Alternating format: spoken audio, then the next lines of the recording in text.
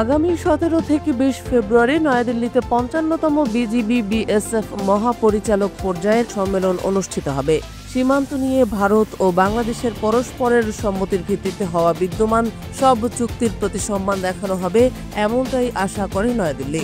Border guard Bangladesh তথা BGB ও ভারতীয় সীমান্তরক্ষী বাহিনী বিএসএফ এর মহাপরিচালক পর্যায়ের সম্মেলন সামনে রেখে ভারতের পররাষ্ট্র মন্ত্রণালয়ের মুখপাত্র দেশটির এ অবস্থান তুলে ধরলেন।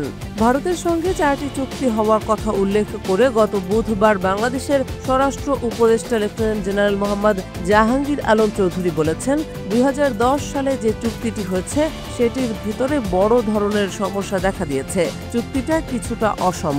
বাংলাদেশের স্বরাষ্ট্র উপদেষ্টার এ বক্তব্যের প্রতি দৃষ্টি আকর্ষণ করে রণধীর জেসওয়াল সাংবাদিকদের বলেন, দুই দেশের সীমান্ত রক্ষী বাহিনীর মহাপরিচালক পর্যায়ের সম্মেলনে সীমান্ত সম্পর্কিত সব বিষয় নিয়ে আলোচনার প্রস্তাব করা হয়েছে।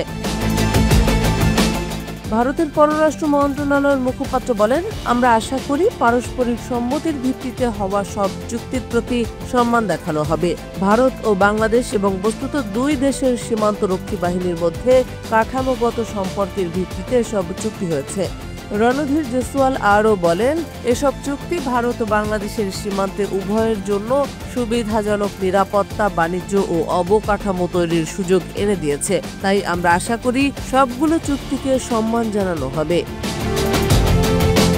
এদিকে ভারতের সীমান্তরক্ষী বাহিনী বিএসএফ এর ইস্টার্ন কমান্ড দেশটির কৃষকদের বাংলাদেশ ভারত সীমান্তে পাটের মতো উঁচু শস্য না ফলাতে অনুরোধ জানিয়েছে। এ ব্যাপারে সীমান্তবর্তী এলাকার বিভাগীয় ম্যাজিস্ট্রেটদের চিঠি দিয়েছে বিএসএফ।